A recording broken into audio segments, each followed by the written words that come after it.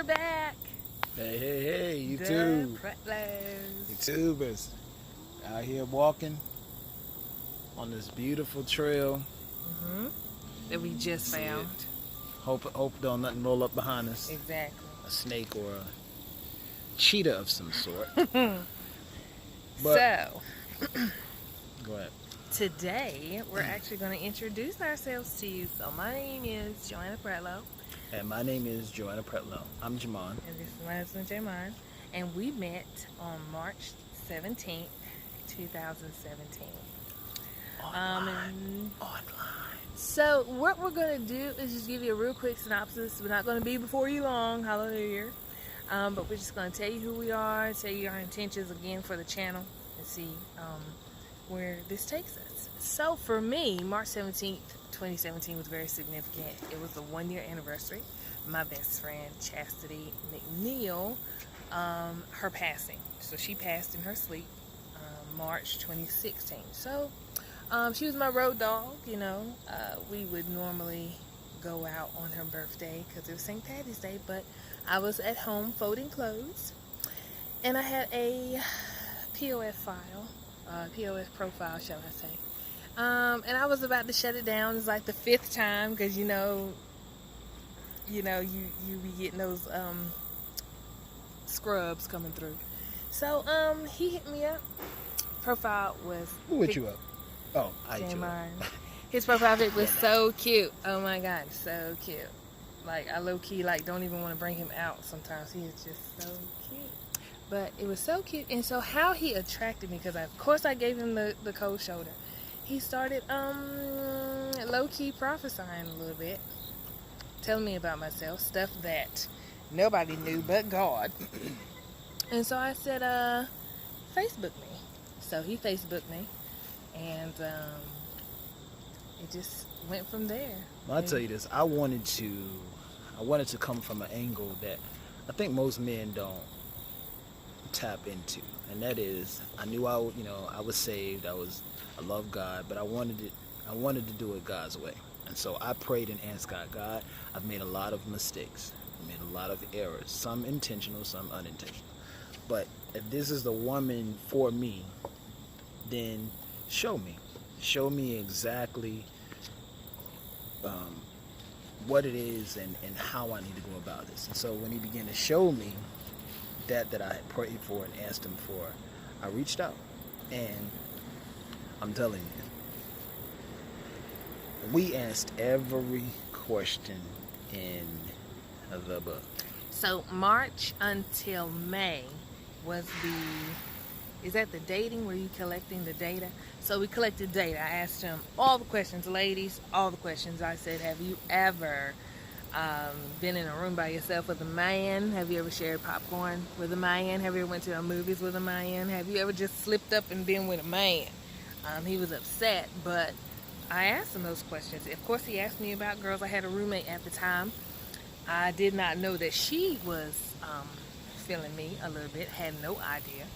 But she was feeling me a little bit. And so he questioned me. And I had never had any kind of girl-on-girl action, nothing that would remotely say that I was on the other side. So we asked all the questions, credit-wise, babies, baby mamas, baby daddies, your goal, your 2-year plan, 5-year plan, all those generic questions. But let me just interject something.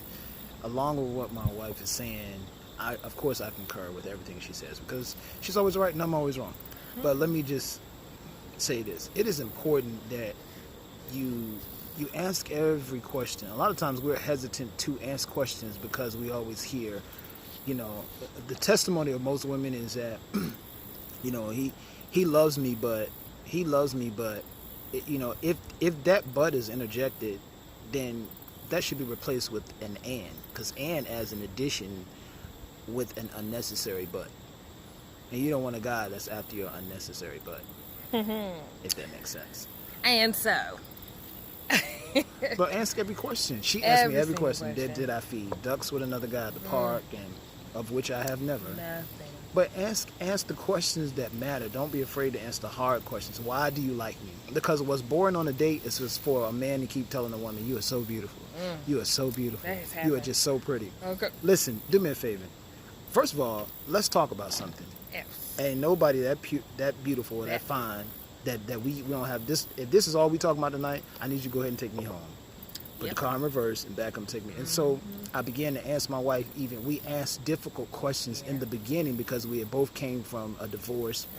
We had both came from marriages that were not healthy, bitter marriages that were not healthy. Some of which that I played a part in my marriage, and some of which she played a part. But we learned to be healed from broken places, and learn how to come together and talk about. Nothing is beyond a conversation. A lot of times we think that if you're in a relationship with somebody and you are, I just saw a real big bug. I don't know if y'all can see that. They can't see that. But anyway, yeah, nothing takes the place of a conversation. Like, just don't be afraid to converse and to talk to your date about everything. Get to know them. Find out the God they serve. Right. Find out what they believe. Find out why they believe. Find out, are you just going to church because your mom and dad make you go to church? Do you really have core values? Do you know really how to pray? Do you know how to pray? Can you cook? It's can not you, that you pray. Yeah. Can you fast and pray for me? Can you help me out? And is your mind healthy? And sometimes throw a plate.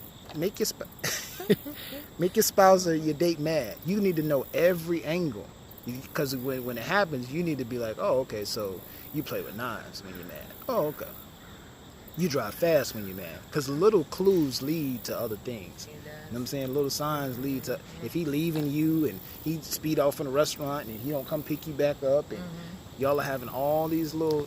Excuse us, we have a visitor, so we got a give visitor. us one brief moment. Oh, you good? He's coming down. He's got his little He's headphones skating. on. So Such a beautiful atmosphere. Hey, give us just a moment. it's such a beautiful atmosphere. So we just wanted to share with you guys what was. Wait, Oh, it's a beautiful day to do that, though. Go ahead. we just want to share with you guys what dating was all about. Oh, When we met, I was at a really low point. Unconventional as well, because meeting online and actually thinking that online is going to come into real life, and then thinking that once it comes into real life it's actually going to last. There were so many as when you jump out of a plane, you have all these ropes you can pull, in case you get stuck here, get stuck there, get stuck there. There's so many. I was so used to carrying ropes with me, so when I was with someone and I felt like it was going somewhere I didn't want to go, I pulled a rope and doosh, I'm out.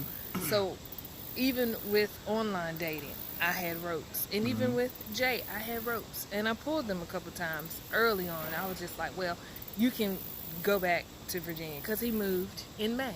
So from March to May, we dated. May, he took a one-way train ticket and he moved to Charlotte. And here we are. So, I wanted to pull the rope so many times, because although I knew his story, I knew every bit of his story. First 5 things he told me was his first, middle, last name, his social, and his date of birth. So, those who know me. What nigga doing that out here in these streets? All right. I had some high connects in high places, and so I checked him out. I even told him some things that he didn't even know about himself. Petty. Yeah. So.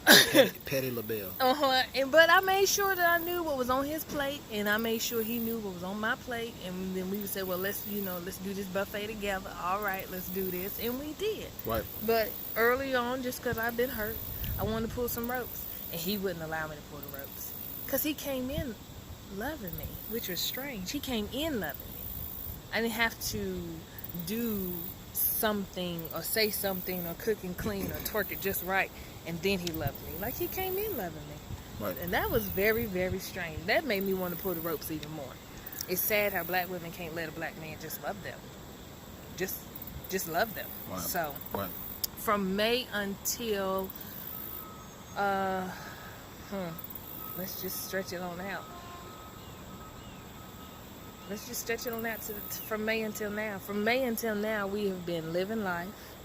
We've been married. We've been happily married. We've been dealing with the ups and downs of the first year, merging families, merging children, merging exes, merging bills.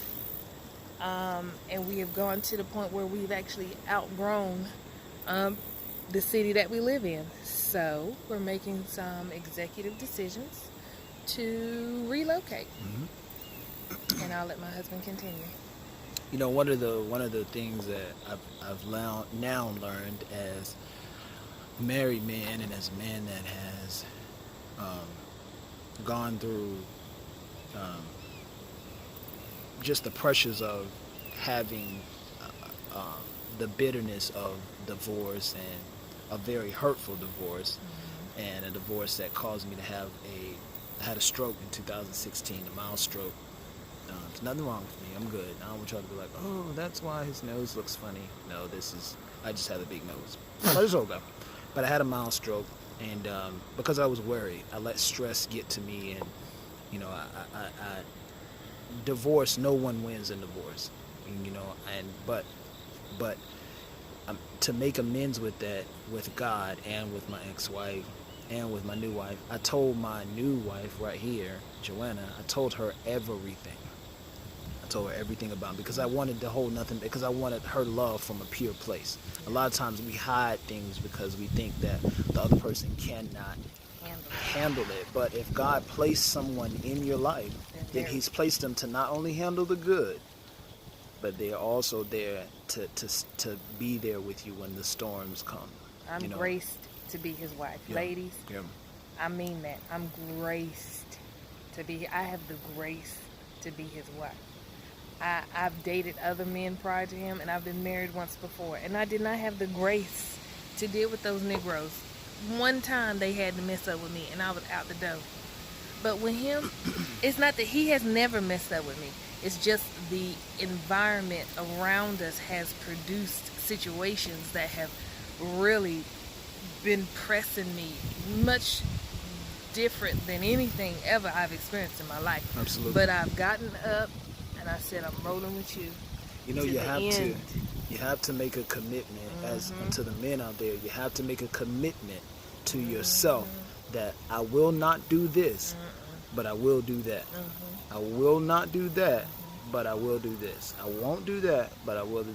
You have to. There has to be some level of what you won't do. Boundaries. And, boundaries, yeah. And even when you with your boys, or when you have a night, that's really who you are. Boundaries. When you're by yourself, when you're sitting in a car, when you're away from your wife. I take my wife with me mentally, and so I don't have to worry about. Nothing shakes me. Do I see other women who are attractive? Absolutely. Does she see other men who are attractive and have better bodies? Absolutely. Sometimes. But when you get with someone else just by what you see, Don't move. then it's a dandelion. It's beautiful until it blows away. Don't even move. And it doesn't move you. And so you got to be willing to just know that, you know what, this is who God has connected me with, and love beyond today. Make the decision to love, not just off of a feeling. A lot of times people in relationships, and they get married and they do things off of a feeling, because I'm gone, because I don't feel like I used to feel. I don't, I'm not engaged but all that. If you trust your feelings, you're gonna be right back to square one. Die to your feelings every morning that you wake up. Die to your feelings, because most time you wake up, you ain't gonna feel like being somebody's wife. Yeah. Okay. Yeah. You're not gonna feel like, You'll change in a relationship, but you'll turn around. You'll do a 360 in that relationship. You won't do a 180. You'll have a certain relationship, but it'll be just as sure as stripes on the leopard. my husband. I got away with analogies. So. August 25th, 2017, my husband pulled up Mecklenburg County application for marriage and sat it on my lap. We got married at the courthouse, y'all. And I said, "What is this? See, you want to what?"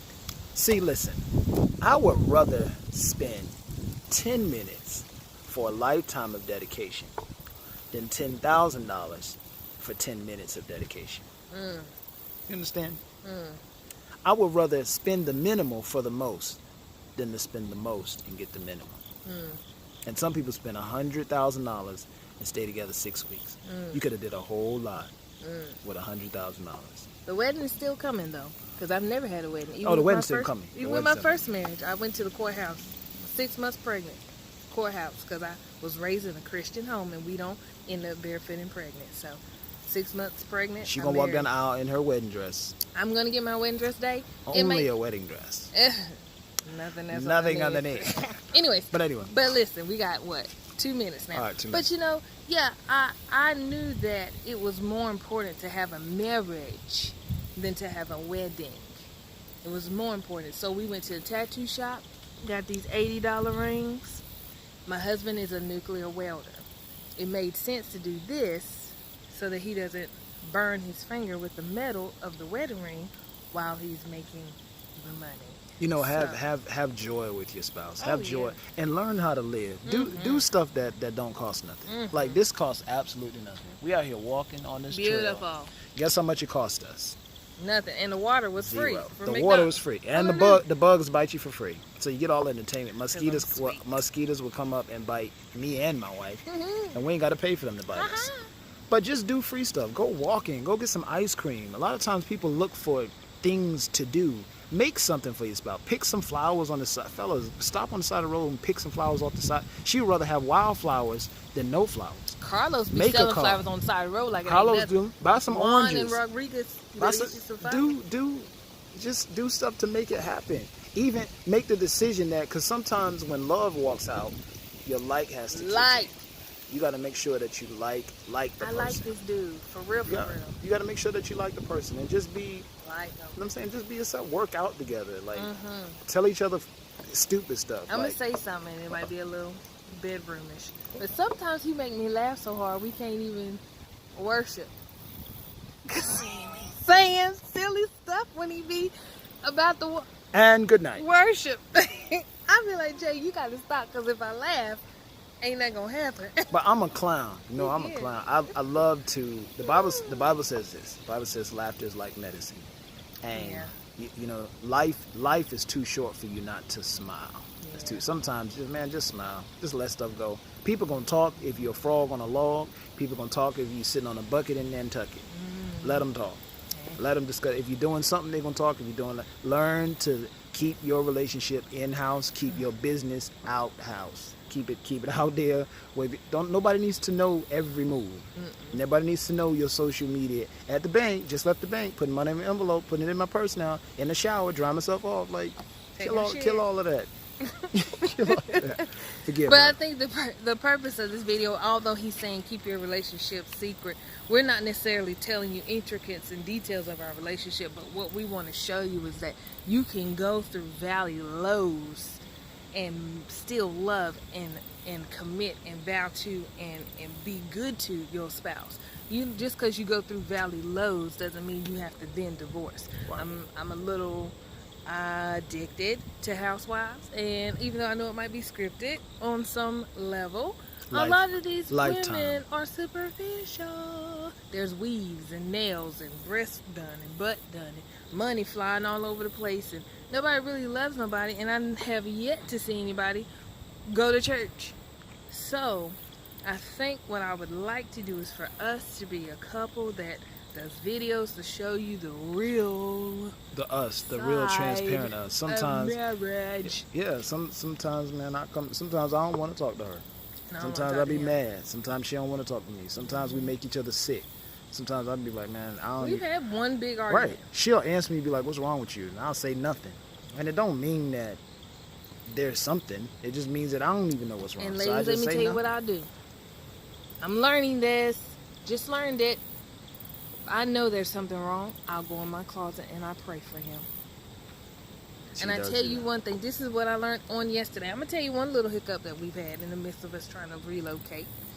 On the very last week, before we Oh, yeah. head all the way out. Y'all go to McDonald's. Yeah, the McDonald's got good Oh, yeah, stuff. Mickey D's. Because I'm loving it. Okay, anyways. So, on the very last week, our car breaks down. Fuel pump goes out. Car been trucking with us since March. But you want to break down on the week before we do our final relocation. So, It will seem like, I'll say this, it'll seem like the moment you get your things are about to break through is a moment that they break apart. everything breaking down. I'm telling you. Everything Just breaking. When I when you tell you decide everything that- is breaking down. Just when you decide to get a new promotion or a new job, now you gotta switch daycares. Just when your husband decides to, he got a raise on his job, now all the cars break down. Mm. Now, and it's a lot of people a lot of couples, married couples, such as ourselves, but who have been through eviction, foreclosure, repossessions, and and just a bunch of difficult situations. And I wanna. But I want to tell them what I did though. But no, I want to encourage you to let y'all know that that's not the. That's not your marriage. That's not the marriage. That's not your marriage. And that's just life. This is your marriage. Right. In the park, sipping water from McDonald's cup. Everything we see on social media, I love you. I love this. These are the times when it matters. Can you stick together? Honey. When the rubber hits the road? Can you stay together? Do you have anything to talk about when the talk about leaves the room? When the things to talk about walk out of the room, what do you have to talk about then? Right. Do you have anything to talk about when your phone dies? Right. Let's address that. Is there are us outside of the clothes and the shoes and the ties and the TV and the phones? How many times we sit out, go out to dinner and see a couple, both of them on their phone? We see it time and time again. Whole time. The man ain't said nothing to the woman. The woman ain't looked up. He on his phone, on his face. But she taking selfies. Yeah, without that. Where has the conversation in relationships gone? Where has the commitment? Where has the talking to each other? Listen, how are you feeling? How are you doing? Because sometimes I realize about my wife, all the time, she don't feel like having sex all the time. She don't feel like talking to me all the time. I get on her royal nerves because I'm a bugaboo. I'm always pulling on her. She don't feel like that all the time. And I have had to learn as a man that it's okay for her not to want me at the times when I think she should want me. That's unfair to her. Yeah, her body belongs to me. I understand that. But at some times I have to allow her the space to be her. She has her ratchet days. She got her Cardi B Thursdays. She got her turn up. But I have to allow her to be her, because if you don't release yourself around your spouse and in the comfort of somebody who can protect and guard who you are, then what are you doing? Because if you're Christ and Him crucified with your spouse and go out with your friends and you turning up, then that's unfair. That's a side of you that your spouse don't know. I shouldn't get with my boys and get pissy drunk. I got a whole wife. She should be my best friend. If I'm gonna let loose, I'm gonna let loose with her. Please do. So I ain't gonna tell you what we do in our own house. So what I wanted to say, ladies. But a nigga all the way. What I want to say, ladies, is what happened when the car did that click click after we was in the middle of moving our last load. I ran upstairs. I went in the closet and I prayed. And I told God what I wanted to say to Him. But then I'm going to tell you one thing. God can take it. But this man right here, he's still human. And if you come at him, you motherfucker, you should have done that. I told you nothing. Now look what you did. He probably would have left me. Because we're at the height of our stress. This is the highest we've been in 13, 14 months. We are at the height of the stress level. My purpose is to keep the peace. Let me say this. That's my purpose. To the men, and in addition to my wife, don't lose the war 2 minutes. because you failed to gather the necessary tools for the battle. Because when you go into war, you'll look back and be like, I shoulda. Don't ever act out. Never trust your feelings. Never trust your emotions. Never just pop off at the mouth to your wife and allow. Because what you do, you damage her and you scar her for purpose. So, in addition, we just want to say, you want to have joy. Put Jesus first, others second, and yourself last. That's the acronym for joy. My wife didn't even know that. That's why she was in the background like, well, I want to say this, women. God first, husband second, children third. We got 45 seconds. My husband taught me a real lesson.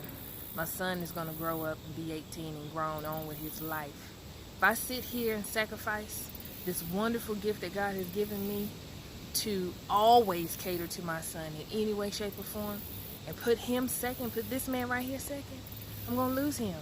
And then 18 years later, I'm going to lose my son. Now I'm going to be alone, all behind wanting to do so much for my children that I neglect my husband. This is who I was created for. 33 years ago when I was born with his rib in my cage.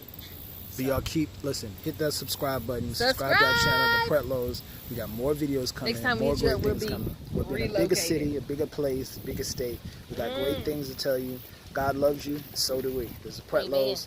Peace. Bye.